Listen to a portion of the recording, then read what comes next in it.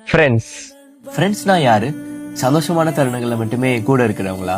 இல்ல இன்ஸ்டாகிராம்ல ஒன்னா சேர்ந்து டிசைனா ஸ்டோரி மட்டும் போட்டு சுத்துறவங்களா? இல்ல ஃப்ரெண்ட்ஸ் மாதிரி பேசிட்டு பின்னாடி போய் நம்மளை பத்தி ரேஜ் பைட் பண்றவங்களா? இது எதுவுமே இல்ல. நம்ம எங்க போனாலும் ஃப்ரெண்ட்ஸ் கிடைப்பாங்க. அது பிளே ஸ்கூல்ல தொடங்கி நீங்க போற ஜிம் வரைக்கும் ஒரு கோட் இருக்கும். Your biggest supporters are your strangers and your biggest enemy is your friend. அது உண்மைதான். நம்ம என்ன விஷயம் பண்ணாலும் ஃப்ரெண்ட்ஸை விட ஸ்ட்ரேஞ்சர்ஸ் தான் அதிகமா சப்போர்ட் பண்ணுவாங்க. ஆனா அதையும் தாண்டி நம்ம என்ன பண்ணாலும் கூட நிக்கிற ஃப்ரெண்ட் கண்டிப்பா ஒருத்தனோ இல்ல ஒருத்தையோ எல்லார் வாழ்க்கையிலும் இருப்பாங்க. பார்த்து போ மச்சான், போயிட்டு டெக்ஸ்ட் பண்ணுன்னு சொல்றவன் இல்ல ஃப்ரெண்டு.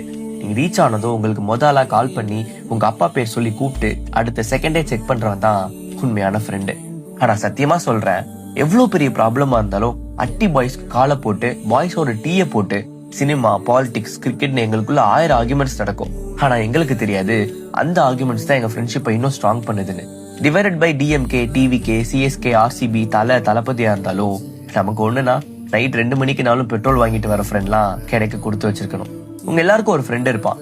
நாமெல்லாம் பெருசா பேசிக்க மாட்டீங்க, பெருசா போட்டோஸ் கூட இருக்காது, உங்க சந்தோஷமான டைம்ஸ்ல கூட மறந்துடுவீங்க. ஆனா உங்களுக்குன்னு ஒரு டிப்ரெஷனோ இல்ல கஷ்டமோ வர்றப்போ கண்ணீர் சிந்தி திணறி ஏங்கி மச்சி உங்ககிட்ட கொஞ்சம் பேசணும்னு நைட் 2 மணிக்கு கால் பண்ணி அவ அதை புரிஞ்சு உங்களுக்காக உங்க புலம்பலையும் வலிகளையும் கேட்டு பாத்துக்கலாம் மச்சி நான் இருக்கேன்னு சொல்ற பேர்ட் எத்தனை பேர் வாழ்க்கையை காப்பாத்திருக்கு தெரியுமா? புலம்ப ஆள் இல்லாம தானே இங்க சூசைடே பண்றாங்க நிறைய பேர். ஃப்ரெண்ட்ஸ்னு ஒரு டேர்ம் இல்லைன்னா இங்க பாதி பேருக்கு மென்டல் பீஸே இல்ல.